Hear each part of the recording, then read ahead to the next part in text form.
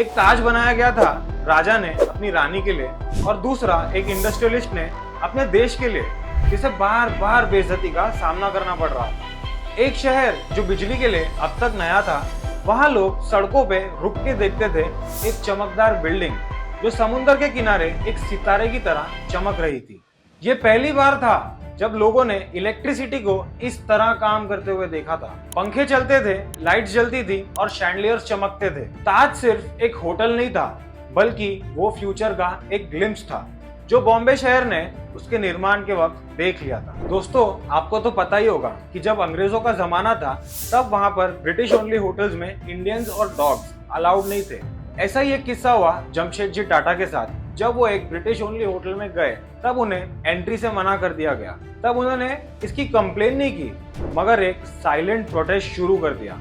उन्होंने एक ऐसी जगह बनाई जो इतनी ग्रैंड थी कि वहां पर इंडियंस और फॉरेनर्स दोनों ही रुकना चाहते थे। ये होटल बनाया गया सिर्फ गेस्ट को सर्व करने के लिए नहीं, बल्कि इंडियंस की वो प्राइड और वो रिस्पेक्ट वापस लाने के लिए। 1903 में जब ताज ओपन हुआ तब इंडिया ने लग्जरी का एक नया चैप्टर देखा। वो पहला होटल था जहां इलेक्ट्रिसिटी थी, अमेरिकन फैंस थे, जर्मन एलिवेटर्स थे, टर्किश बाथ था और गेटवे ऑफ इंडिया के बनने से पहले ताज होटल ही था जो विदेशी ट्रैवलर्स का पहला स्वागत करता था।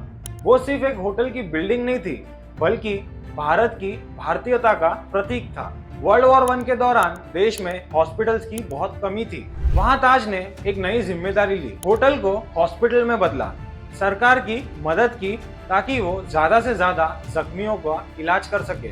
अगले कुछ दशकों में ताज बन गया एक global icon. Queen Elizabeth second, the Beatles, Neil Armstrong, Barack Obama सब यहाँ आए। उन्होंने सिर्फ एक स्टे नहीं किया, बल्कि भारत की मेहमान नवाजी को महसूस किया। जब हॉल में एलिगेंस था तब किचन में चल रहा था फूड रेवोल्यूशन। यहीं पे चिकन टिक्का मसाला को उसकी परफेक्शन तक ले जाया गया, एक ऐसी डिश जो इंडियन क्विजीन का ग्लोबल फेस बनी। 2008 में ताज पे एक हमला होता है, एक ऐसी बिल्डिंग पर हमला जो भारत की शान थी, उसे तोड़ने की साजिश की जाती है। जहां आग थी वहां भी ताज का जज्बा जिंदा था। वहां के जितने भी स्टाफ थे वो हीरोज बन गए। उन्होंने गेस्ट को प्रोटेक्ट करने के लिए गाइड किया और उन्हें एक सेफ रूम तक लेकर गए जहां टेररिस्ट ना आ पाए।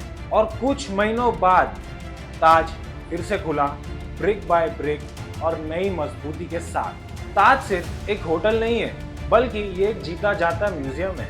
यहाँ पर 4000 से ज्यादा आर्टवर्क्स है। एक ऐसी जगह जहाँ हर गेस्ट को राजा वाली फीलिंग आती है। इसके हर एक कोने में एक कहानी है। जब आप अगली बार ताज जाएं तब इस पे गौर जरूर फरमाएं और मुझे कमेंट्स में बताएं, क्या आपने भी ऐसा कोई अनोखा आर्टवर्क देखा है जो ताज में है और बाहर नहीं है। अगर आपको ये कहानी पसंद आई हो दोस्तों, तो please like, share and subscribe to Mumbai alert.